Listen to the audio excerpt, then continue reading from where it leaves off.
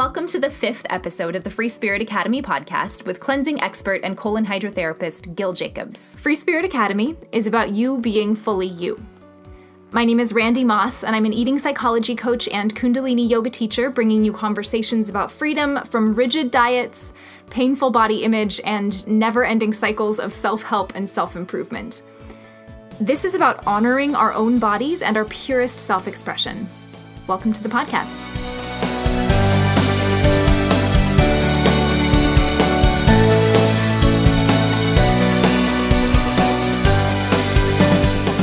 This conversation is special and it takes a bit of a twist. So, coming from the background of disordered eating and extreme dieting that I do, and presenting a message that's very much about getting off the diets and trusting our bodies, I wasn't sure how I was going to offer this talk with Gil. And at the same time, he was in the top 5 people I absolutely knew that I had to share. So if you listened to the first episode, you heard me talk about the years of disordered eating leading into raw foods and juice fasting and cleansing, and how I took it all to such an obsessive extreme that the only way to find myself among the self-help chaos was to quit. And quit I did. I swapped the juice fasting and lifetime of perfection hunting for this quest to settle into my skin and learn to like myself as I was, without this hope of weight loss as my primary dream goal. And once I wasn't trying to fix myself, I was actually able to get to know myself. When I scrapped all of the rules and all of the food dogma and all of the attempts at manipulating my body, and I told myself that, you don't know your body. You've been trying to control yourself for so long. You don't even know what your body likes. You don't even know what your body thrives on. You don't know who you are when you're not trying to fix yourself. And if you gain weight, this is me talking to myself, obviously, at the time. If you gain weight in the process, but you're more yourself than you were before, that is a worthwhile swap. So I was like, I'm just going to plan on it. I'm going to plan on gaining weight. And I did. I put on some weight. I bought some clothes from the thrift store because this was kind of an experiment. I didn't know where my body was going to land. And I proved to myself that I could love myself at a higher weight, eating absolutely whatever I wanted. So that was the first step in becoming free. Just personally in my skin was the ceasing of the constant fixing. And over the course of months, I began to feel less and less like myself. So I developed joint pain and skin problems and the worst PMS and periods that I had had since I was a teenager. The depression and migraines that I had struggled with came back, and I really don't think I realized how much of a fog I was in until I slowly began to find my way out. So at this point, having no more rules and no more purposeful restriction on myself, any dietary curiosity I had was rooted in pure self-love and absolutely open-ended curiosity.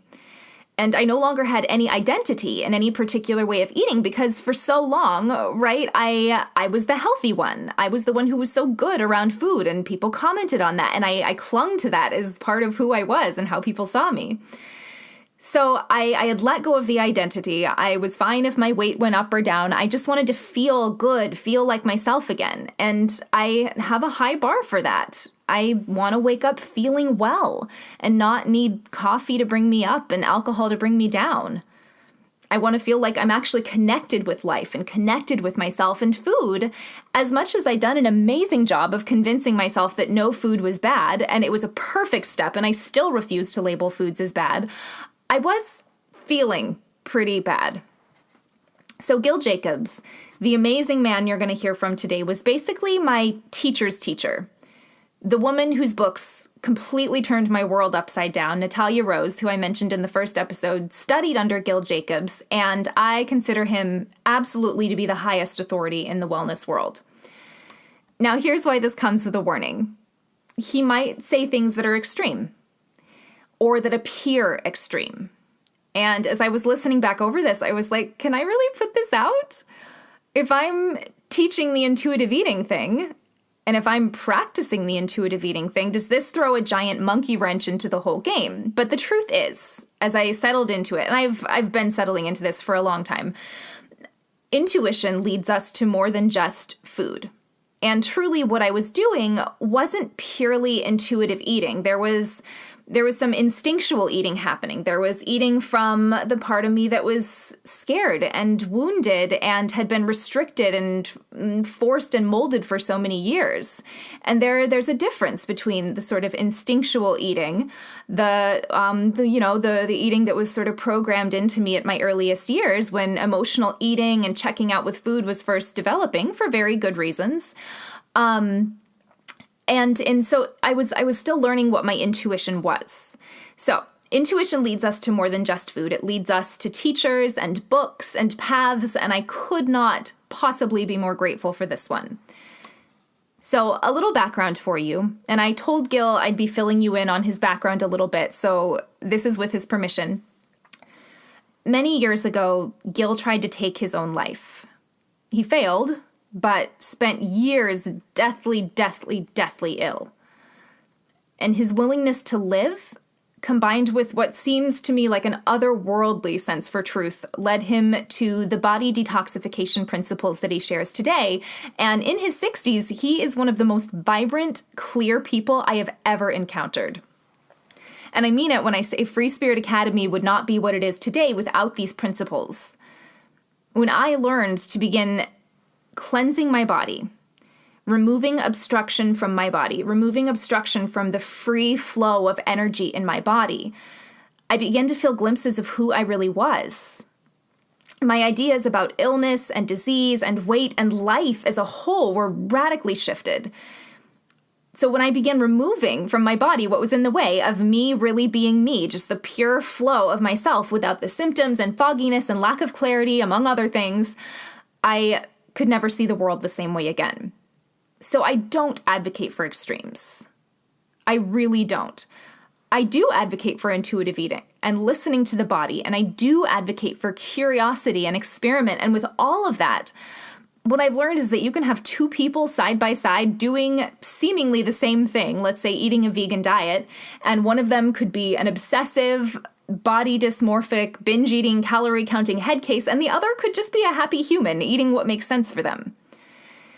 So I returned effortlessly to so many of the principles that I'd struggled with in my disordered eating days from a place of complete ease and refusal to be dogmatic. My biggest message with diet at this point is to get connected with your body and then follow joy. Follow what feels good. And maybe what feels best right now is sharing a fancy pizza with your friends after years of desperately resisting the pizza and then going home and binging on something else. That was it for me for a while. That was following joy. Or maybe joy is saying no to the thing that you know leaves you feeling unwell and disconnected, even if it means you're kind of the oddball. Truly, stay curious, stay embodied, and follow joy. As you follow joy, joy will lead you to your next steps. Your path will take you. If you're committed to being yourself and following joy, I'm being redundant here, but the path will take you and it will evolve and you will evolve. I have purposely edited this to not include exact dietary recommendations, but I will leave trustworthy links if anyone is curious about Gil's work, if you want to get to know him and know more specifically about what he recommends. So today what we will talk about is all sorts of crazy good stuff like colonics and juicing, how cleansing physically is similar to mental and emotional cleansing. We'll talk about how blessing or praying over your food doesn't magically transform it into something your body will love, though I do want to throw in the special mention that this may be exactly what's appropriate during certain periods of making peace with food. We'll talk about why it isn't useful to just go off on a cleanse in a box, and why consistent care of the body is far more effective than extremes. How if I hadn't found the cleansing lifestyle, I would very likely have ended up on some sort of drugs, and I'll talk about that in the conversation. And how cleansing is all about our human potential. It goes so far beyond some idea of a bikini body. I truly hope you enjoy this conversation with Gil Jacobs.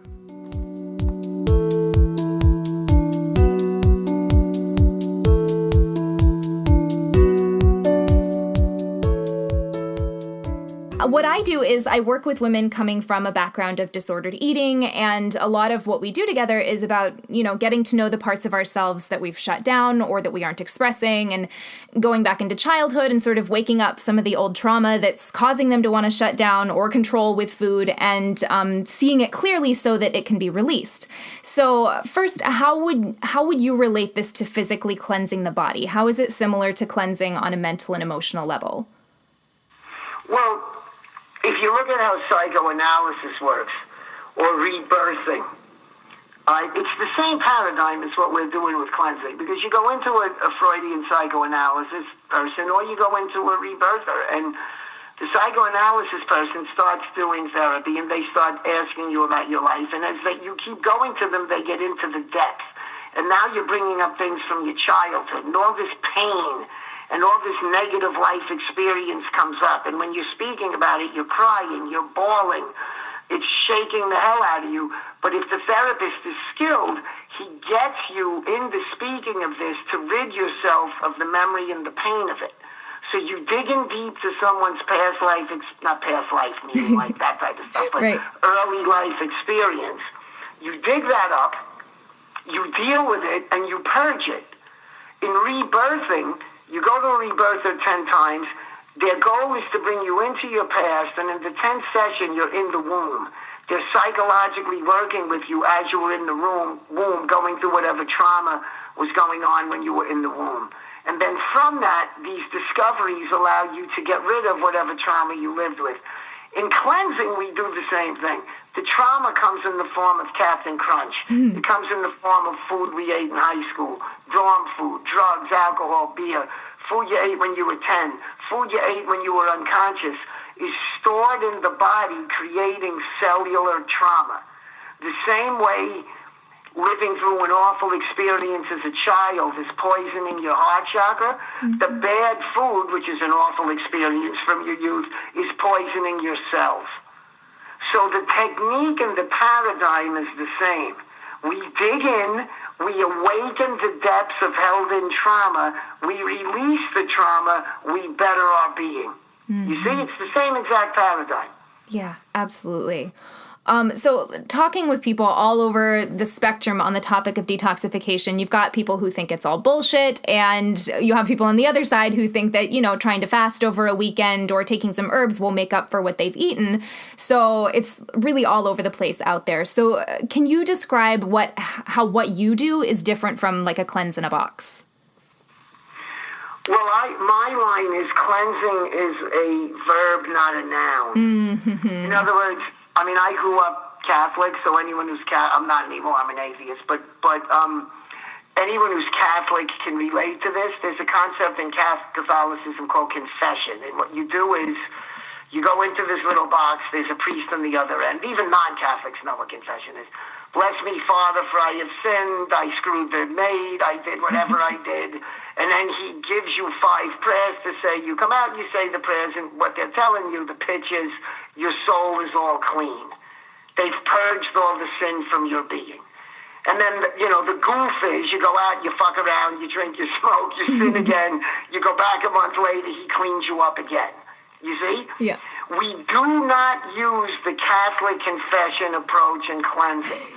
In other words, what I don't want to see people do, what I beg them not to do, is I'm going to live normal, and then I'm going to take a week and do a cleanse. Then I'm going to live normal, then I'm going to take a week and do a cleanse. Mm-hmm. That technique really works the nervous system pretty poorly. Mm-hmm. We call it the camel hump technique, where you go up, I'm fasting, I'm juicing, I'm living on fruit. Oh, I went to a wedding in Ibiza and I did drugs and ate like a pig, and I did that for a week. But now I'm going to week care and I'm going to fast for 6 days. Oh, it was somebody's bar mitzvah and I ate like a pig. That whole dynamic is not cleansing to me. That's people basically trying to steal their way to health.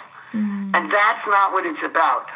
To me, what we need to create, and this is why I don't go for, I'm going away to such and such, or I'm just going to live there for 2 weeks, because once I'm there, I got to do what they tell me. But what happens when you come out? So the term I love to use when we work with people in cleansing, we want to create a moderately to a substantially cleansing daily experience. We want to create a daily experience that allows people to cleanse on a constant, perpetual level. Something they could do comfortably their entire life, every day, without having to feel they're in food prison. Something they can do for long periods of time that they don't have to wait for the final day. When people get all dogmatic and they're telling 300-pound people they should do juice fast, they should be fruitarian, they should be vegan, they should be raw, again, it's like telling a Down syndrome kid to study calculus. You see? Right. All we want beginning people to do is do better than they were. And once they feel capable, we always look to make people capable. As they get capable, we gently keep raising the bar. So that over the course of time, if they choose to, they may be motivated to stay at level 1. That's great. If they choose to continue, we gently raise the bar according to their comfort level. We do not dogmatically jam a fruit diet up their ass. Right. Because that's us trying to feed us. Yes. That's us massaging our ego and waving our dogma flag. That is not us trying to help these people. Do you see? It's very important. Oh, totally. And I think it's important to say that all of this, like all of the cleansing work and everything that you do isn't cleansing for the sake of being good at cleansing. I always say, like, with my work with the emotional, mental stuff and with the physical cleansing stuff, it's all about removing what's in the way of you just being you. That's it. Oh, that's huge. Yeah. Huge. 100%. The whole purpose of this stuff is to become the best possible people we can be. In other words, we're all born with a bucket of human potential. People say, so do you think people who eat like you and cleanse like you are better than people who don't? I say, no, I don't think that at all. What I do think is that people who eat like me and cleanse like me tap our human potential. Now, I don't know what everyone's human potential is. Some people it's very big, like Nikola Tesla. There's a lot of great human beings out there. Elon Musk. His bucket is a lot bigger than my bucket, that's for sure. However, I can guarantee you the percentage of my tapping, whatever my limit for effectiveness as a human being is higher than anyone who's living on cheeseburger platters. Right. I'm not saying I'm more effective because they could have come in with a lot more human potential. Exactly. But this lifestyle allows you to tap your potential for love, for empathy, for humor, for effective human interaction. In and to itself, it is as useless as tits on a bull. Right. Because bull don't have tits. It's useless. And what a lot of people are doing with the information, they are using it as its own reward. I'm doing a 200-day fast. Why? Right. I'm only eating lemons for the next 8 days. Why? How is this making you a better person? Is this making you a better boyfriend? Is this making you a better girlfriend or parent or worker or human being? Is this opening up your heart? What is it doing? See, and there's an expression, the tail is wagging the dog. For a lot of people who get into this cleansing stuff, the tail is wagging the dog. They're out of control. They have no interest in life other than what they're eating. That's not what this is about. This is supposed to make us better people. Well, and it was interesting. interesting. To make us more loving, yes. more understanding. That's what it's about. Yes. And it's about the removal, right? Like not what we're putting in that makes us better or more superior, but what we're removing that's, getting out of the way of what's there. Yes. What messes us up is whatever is in our way. Yes. Clear the fields and we're fabulous. Yes. Clear the fields and we're fabulous. But it must be done with the right intent. Yes. If it's done from an ego space, I'm doing a 98-day fast, I'm putting pictures of myself on Facebook because I'm fabulous. That's not going to help anyone. And usually people who do it from that perspective don't succeed. You'd be surprised. They don't succeed. Something gets them eventually. Right. Well, my experience was with when I was doing these 70 and 90-day fasts, and I was very much in that headspace, it was really what broke me. And it was like, well, God, if I can do this most extreme thing and I essentially still don't like myself and still don't like my body and like nothing works at the end of this, then what was like, there was no point. No point. Correct. But it was my moment of like turning inwards and finally doing this from a space of self-love. To look at is, if you have an emotional hole, if there's a pain body, Eckhart Tolle, the great guy that wrote Power Now, talks about the pain body. If you don't address your pain body and you dive head first into the cleansing life, it's not going to work. Mm-hmm. It's not going to work. You can't heal your psychological pain just by cleansing. You've got to deal with whatever went on. And when you meet people who do it this way, and I've done this work now 30 years, it just doesn't work for them because they're not dealing with what's really wrong. They're using the diet as something to take up their attention. Yes. Now I have something to look forward to. Now I have something to wake up for. Yes, or a way of feeling in control. Yeah, it's a shame. And I've seen this for years, and you wish you could get through to people. And this is why I'm a practitioner. If you're a practitioner, you want to encourage people not to be dogmatic and not to get taken in by extremes. Right. Do you know what I mean? Oh, because absolutely. One thing I know, we all know this. When you're feeling good in your body, when you're feeling light and clean, you're nice to everyone. You love people. You're nice. The last thing you need to do when you feel good in your being is tell the world how fabulous you are and how fucked up people who eat meat are and how fucked up people who aren't vegan are. When you see health people attacking with that kind of venom, that tells you one thing. Their vessels are not clean. Right. Whatever they think they may have accomplished, they've accomplished nothing. Clean cells get mean. Right, absolutely. Clean cells don't get mean. They don't get vindictive. They don't yell and scream and curse at people for wearing fur coats. And I think it's so interesting that you call yourself an atheist, yet I feel like your perspective and your approach to life and to all of this is more spiritual than most spiritual people I know. That's very flattering. Thank you. Well, when you do this stuff a long time,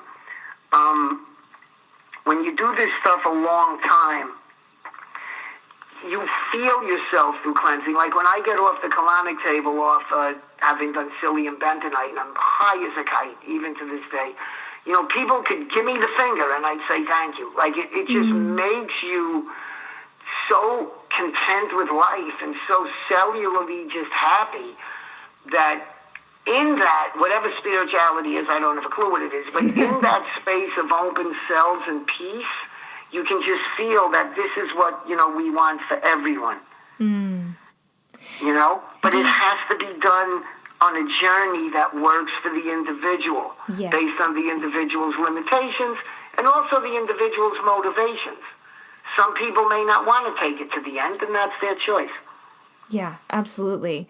Do you find that, so the people that struggle with things psychologically, do you find that the physical cleansing work sort of shines a light on what they're dealing with psychologically and they aren't really able to handle it? Like they see things much more clearly? Oh, that has happened many times. Yeah. If people get into this from the right mindset, one of the things that happens when they cleanse, and it can be very eye-opening for me, it happens often, and it's pretty heavy, is in the middle of cleansing. It happens a lot in the middle of colonics. People will just start bawling. I mean, literally bawling, just crying. Mm-hmm. And I'm like, are you okay? Does it hurt? And they say no, and they go into this whole memory. Memories come up because they're embedded in the cells. Right. They're embedded in the matter. Trauma is embedded. And when people get into fasting and cleansing, they will tell you they had dreams about this, they remembered this. All these buried things start coming up. Mm-hmm. And that is the meaning of the word holistic. Holistic comes from hologram. It means the entire being. You see, so when you're cleansing the cells, the soul is going to purge. And for a lot of people, they walk away at that point because it's too much. And I don't judge them because when they start telling you what happened to them, I certainly don't judge them. Right. I tell them maybe at some point in the future, if you sit with it, maybe you could try again. Or I'll tell them to go see certain people I know who do work that can help them, like a polarity therapist. Right. That's what makes polarity fabulous. But oh yes, that happens a lot. Yeah, it's such a romantic idea to just remove everything that's in the way of you being totally yourself. But like that stuff that's in the way can be really painful to look at, and it's okay to take it so slow. So slow. A great way to look at this, too, on the physical plane, it's one of the real interesting things to discuss, is the concept of nutritional deficiency. Nutritional deficiency is tricky. You're born with everything you need. The only exception to this, humans at the beginning of time, and this is why long water fasting is bad. Humans at the beginning of time were born with the ability to make their own vitamin C. Through centuries and millenniums of wrong living, they lost the ability to make their own vitamin C. So vitamin C is a nutrient we need from the outside, not by the inherent nature of being human, but by the fact we screwed ourselves up. Okay? Yep. Now, other than that, and maybe one or two little exceptions, like vitamin D3 now, the world's so polluted, it's not getting through from the sun. There are one or two little mini exceptions can be discussed, but in general, and this is so quantum physics and so Buddhist and so fabulous. In general, every nutrient you need is in your being. And this ties into what you're saying about blockage. When a person who's 30 or 40 or 50 goes in to get a blood test and comes up short in something, the assumption is they're short in something because they're not taking that something in. But in actuality, what is occurring is that what they're holding in their cells, the blockages in their physical cells, from the waste, the gas, the yeast, the fungus, the parasites, the bad bacteria, the metals, all this blockage is eating up the matter they were born with. In other words, the B12 or whatever is missing because the poison that's in their way is eating up what they were born with.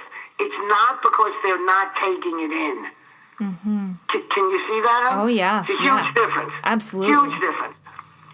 And that's why you don't see nutritional deficiencies in a lot of kids, even if they're eating shit, because they're not old enough to have collected enough matter to have started eating away their being.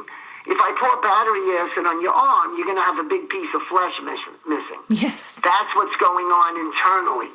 So that when people are nutritionally deficient, their first step is to go out and start taking what they're missing, but that's not where it's coming from. Right. And the reason I bring this up is because you're asking, don't you think what ruins us is what blocks us? And that's proof you're correct. Yes, absolutely. And there are so many, I mean, that's going to be extreme and controversial, and it's beautiful, and I love it. And there's so many terribly, terribly misguided ideas about nutrition and about the human body in its, in its current state versus what its potential is. What about the people who will say, like, eat whatever you want, but just pray over it or just bless it or your vibration will transmute it? I'm glad you said that. Here's the problem with that. The Buddhists have a great saying. It's fabulous. There is only one sin, standing in separation. And what standing in separation implies is that you think everyone is different than you. You think people are below you or not as important as you. Oh, hire the Mexicans, you can pay them 80 cents an hour. That's treating people as if they're less than you. Oh, it's just a maid, do what you want. Treating people, that's standing in separation. I'm over here, they're over there. Right. They can be treated less. A white kid on the Upper East Side is more valuable than a little black kid in the ghetto. That's standing in separation. It is the only sin.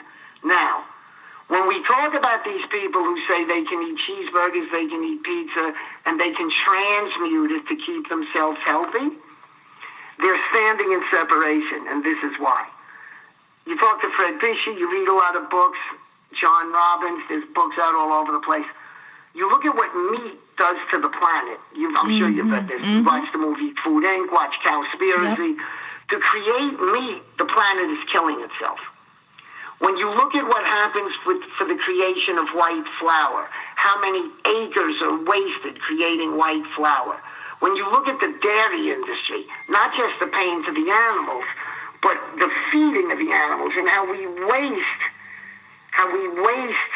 our resources on all this stuff. We're killing the planet with junk food. Junk food kills the planet. Right. To say that you can eat a cheeseburger, which is hurting us all, it's hurting the birds, it's hurting the fish, it's hurting the trees, It's hurting us all. The unity of humanity gets damaged from the growing and processing of bad food. Ergo, for you to sit there and say, I can keep myself spiritual eating a cheeseburger, even though the cheeseburger is damaging my entire planet and all my fellow humans, that is the ultimate in standing in separation, and that's the proof it's bullshit. Yes. But the problem with a lot of health practitioners is their main interest is themselves, not the person they're speaking with. Their main interest is in preaching dogma. It's like Jehovah's Witnesses. They're knocking on doors and trying to convert. That's not what health counseling is. Right. Yeah, absolutely. At all. Absolutely. And I'll let you in on another secret. This is gonna rock some clocks. When you've been through the process and you've seen yourself come from the dirt, I had 2 feet and an arm in the coffin to kill myself, which I've put out probably 1 million times. When I got all better, I knew the truth had been given to me. It wasn't my truth. It was given to me by books I read and people I met. I just was now in this line of truth by these brilliant people. I didn't need to go yelling and screaming.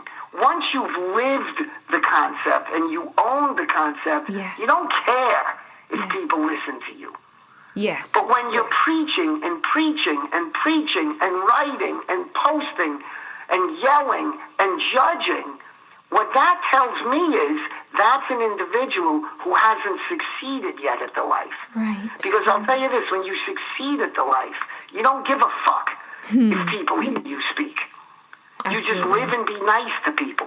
Once people jump on a soapbox, it means they have an intellectual truth that they're very connected to, but believe me, it hasn't altered their selves yet. Exactly. Because if it's altered their selves, they shut the fuck up. Yes. And they talk to whoever approaches them versus trying to punch the world in the face with it.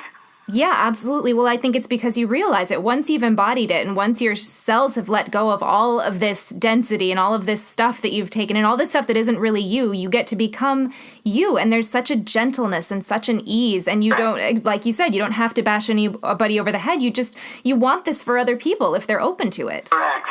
Yeah, it's the rock in the pond technique. You know, you affect people with your being. Yes. You know, like you walk into a room, you keep quiet. Somebody says, hey, like for me at this point in my life, it gets easier and easier as you get older because I'm 60 now and I can easily, when I'm cleaned up and shaven, pass for much, much younger. So I never bring up my lifestyle when I'm away from my work, ever. Yes. So if I'm at a social function, and yeah, it's nice cocktail party talk. Hey, this guy pumps asses for a living. Ha ha. It breaks a lot of ice in social situations. Yeah. And everyone starts laughing, but then someone will say, tell them how old you are. And once I say that, now all the laughing stops. And now the door is opened for people. They want to, hey, what are you doing? And you can tell in the tone that they really want to know, and that's when you speak. Absolutely. Otherwise, you keep quiet. Yes, There's you pull people to in you. Buddhism, you can only have a teacher when you have an inquiring student. If no one's asking, you shut the fuck up. Yes, it's so powerful. What's missing in the health movement. Yes.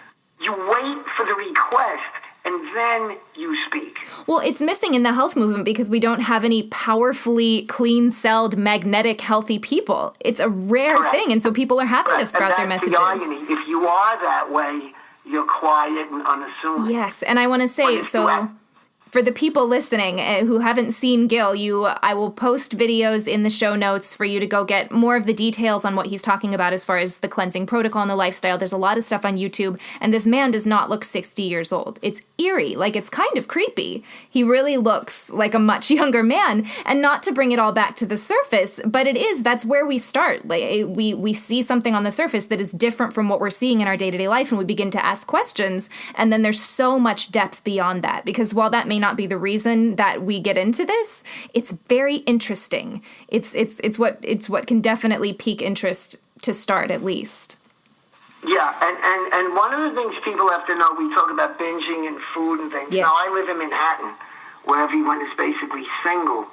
And when you're working with people, and you always want to, and as a woman, most of the people who do this are women, so you can really confide in people.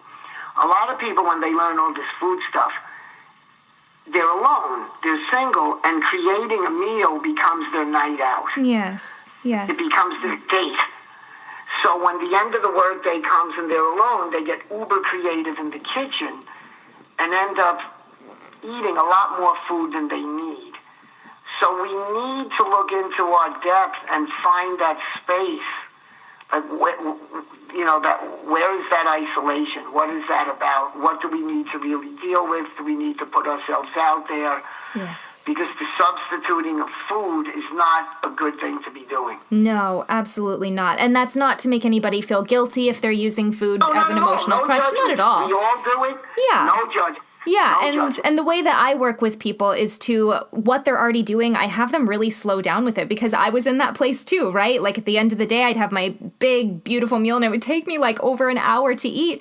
And the way that I began to step away from that was to not make myself guilty and to really sit with it and feel it and be like, what does this meal feel like? Like have a real experience of it before I could really begin to put some space between me and the fact that I was numbing out with food. You mentioned the ways that people sort of knock themselves out earlier. We talked about drugs and shopping and sex and all this stuff.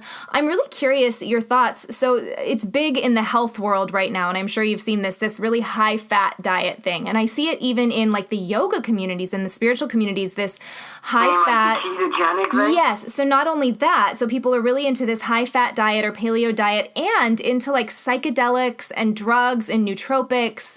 So it's... Yeah, sure. What are your thoughts on that? 1,000 people take ayahuasca. Yeah, what do you think of all that?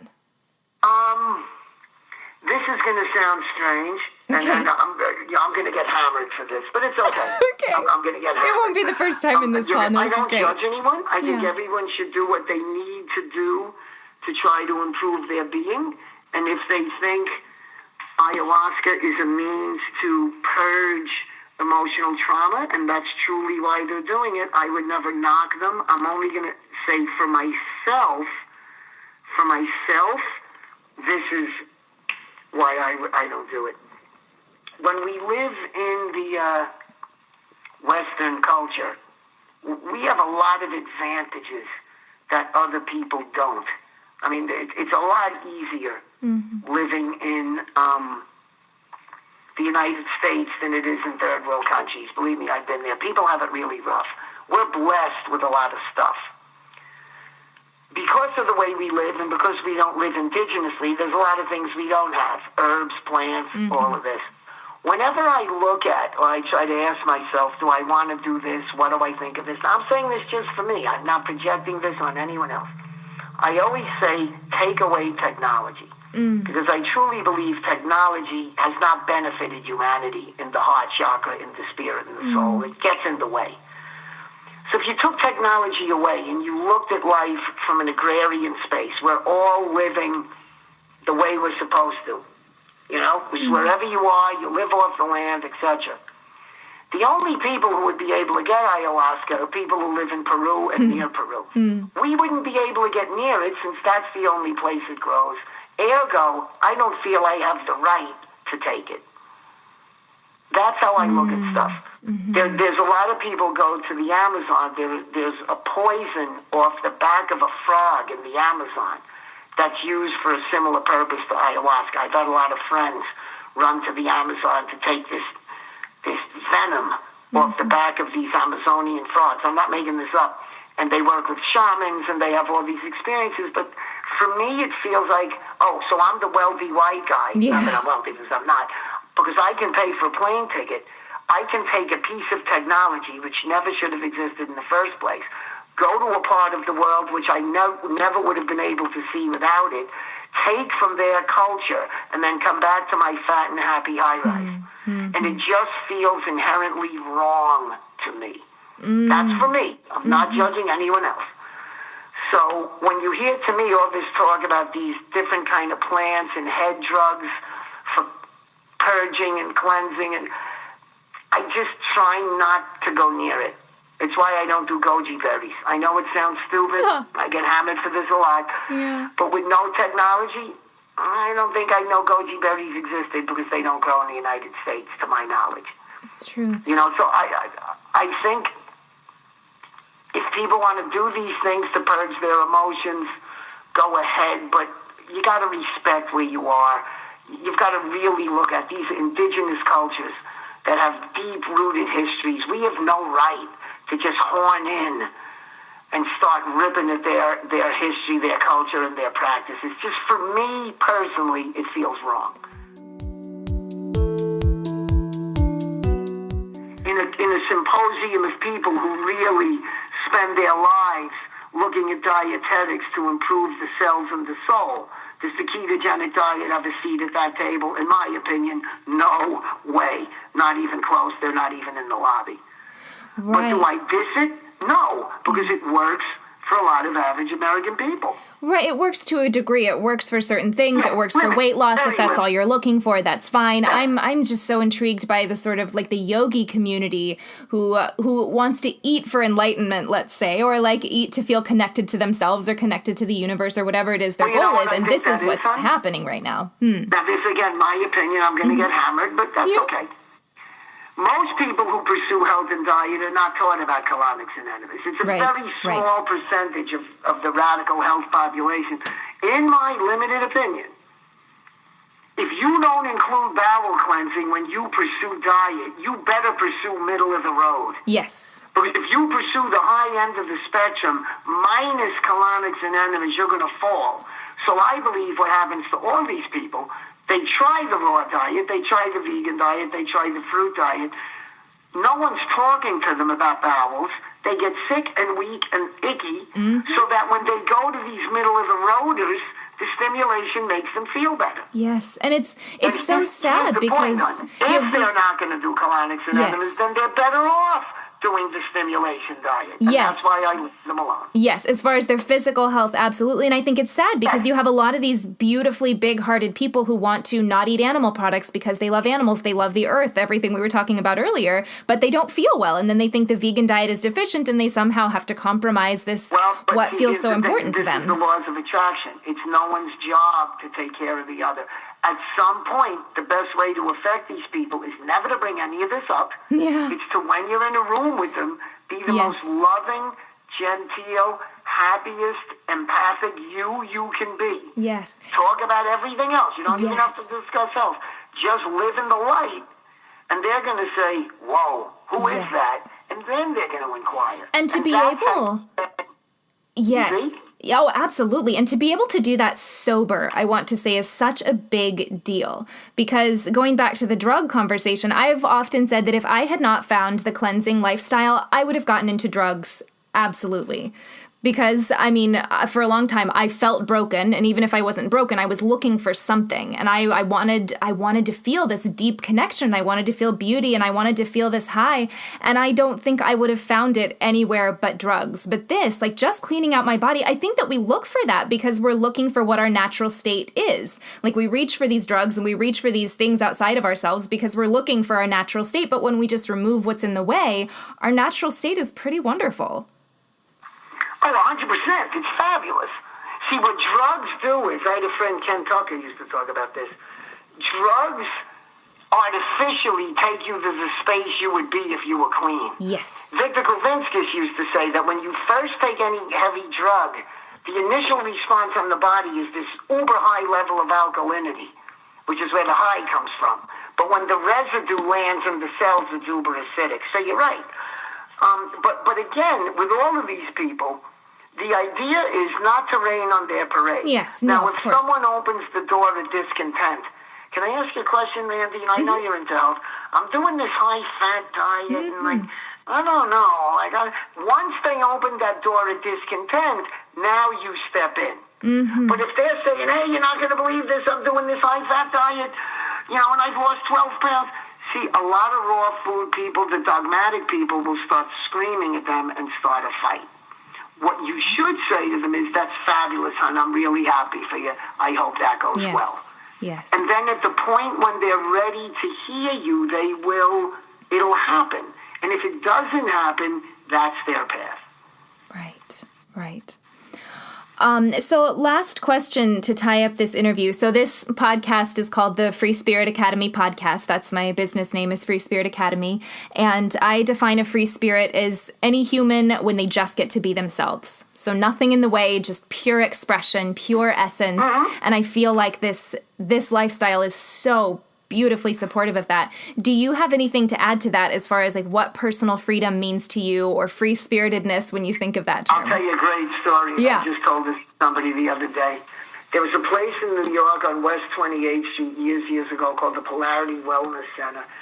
Met some of the greatest people I've ever met in my life in that place. It was fabulous. They did polarity, they did colonics with the old Durker machine, invented by the great Edgar Casey. You don't see it anymore. It was a fabulous machine. And I got to be really good friends with all those people. And that was when I was no longer dying, but still sick. So if you looked at me, you thought, wow, this guy's fucked up. But I was no longer dying. I was acquiring knowledge and realized it was going to work. And this guy named Gary Strauss did a cleansing group. And it really is a great model. I want to do one of these myself. It's a really good model. He got a bunch of people together, and we met every Monday from 7 to 9. And I was already into it. I just did the group for the camaraderie. But for a lot of the people, they were people who were into a lot of spiritual pursuits that were just delving into the physical. Or perhaps they were macrobiotic and wanted to go further. So we sat in the group, and he told everybody what he wanted us to do for the week, and then we all talked stuff. And then we'd meet a week later, and everyone would speak their experiences. And then he'd raise the bar more, and then and more, and more. So that by the last week, it was a fast. It was fabulous. People explaining what happened after they got colonics, blah, blah, blah. But here's the answer to your question. At the end of the whole thing, and people had lost 20 pounds, it was fabulous. He said, why do we do this? Why do we do this? The cleansing, the diet, the veganism, the meditation, the silent retreats. Why do we do this? And everyone's giving intellectual answers. And when everyone was done, he smiled and he said, I can remember where I was sitting in the room. That's how powerful this was.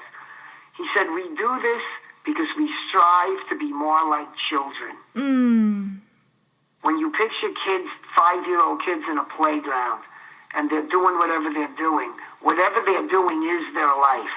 They don't notice who's to their left. They don't notice who's to their right. They don't care about the time. They are immersed in their activity. When we clean the cells, when we empty the cells, we get the spirit of a child. Yes. And the spirit of a child can only help the world. And I'll never forget that. That's so beautiful. Thank you so much. And so that's why what you're saying, I think, is 100% correct. Awesome. Well, thank you so much for this. This is what you do in the world is so unbelievably valuable. And I'm sure people just tell you this all the time. You're probably sick of it. But I could not be more grateful for your work. It's been utterly transformative. And I'm going to be honest. Can I tell you something super funny to end with colonics? Yeah. I know it's getting late, but you love this. No, it's fine. For myself on a personal level, the biggest laugh, joke, rush I get is the following. If you speak to a shiatsuists are amazing. They can tell you meridians. They can tell you how the heart connects to the lungs and the emotions that connect with meridians and different organic systems and structures in the body, how they interact. And acupuncturists tell you the same. You speak to a rolfer, and their knowledge of the skeletal muscular system is incredible. You speak to an herbologist. I have a friend who works in flower power. The woman's knowledge, the background, the skill set is amazing. An orangutan could do colonics. I could teach anyone. What these people know, the specifics and the skill set these people have, is a 50-gallon garbage pail compared to my thimble. And here's the fun. If you put all of them in a healing center someplace, and you had a sick person, and they went there for 6 months, and these people whose skill set is 50 billion times mine, they couldn't do for them in 6 months what I could do for them in one colonic. And that is the biggest rush I get in my work, because there is no skill. The prize, the star of the show is the process. I'm just the press agent, you know? Anyone could do this, and that to me is the fun. Like what you just said is very flattering. and it has been said, and I'm always very moved, but it's kind of funny because there is no skill set here. It's just an all-out 100% connection to a very brilliant truth concept. Mm-hmm. Well, it reminds me of what I'm always telling people, because the people that I tend to work with get really caught up in the diet and self-improvement, and I've got to fix myself and self-help and all of this. But really, when you stop telling yourself the stories that aren't true, and when you really see what's there and who you are, and again, get all this stuff out of the way, what's there is pretty great. Like the simplicity of it is just unbelievable. It's fabulous. A lot of people who come 8 o'clock at night here, they fast all day, right? So they come in grumpy and pissed, and when you ask them what's wrong, just what you just said, which is very on point, they're attaching stories as to why they're pissed. They're literally telling you things in their life, right? They get on the colonic table, it's 8 at night, I pull 8 pounds of shit out of it. Now they get up and they start laughing. They're like, oh my God, I can't believe I did that again. I'm fine. There's nothing wrong with me. I was just toxic. I needed to get rid of the heaviness, and they're happy as a clam, and I love that about this. Clean cells, I told Ali this, clean cells can't be mean. Clean cells are happy cells. And that's the connection between the spirit and the body. Yes. Oh, that's a beautiful summary. Let's end it there. Thank you so much, Gil. I really appreciate this. I am so excited to share this with the world. Fabulous. Thank you. A lot of fun. It was a lot of fun. Thank you very much. Awesome. Thanks. Well, you have a wonderful night.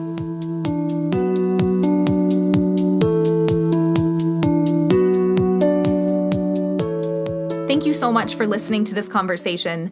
Before I wrap things up, I want to invite you to come join the private Free Spirit Academy Facebook group, where I post videos, offer support, and answer questions on all things food and body freedom. And you'll also get a free copy of my ebook, The Eat to Feel Good Diet. I hope to see you there.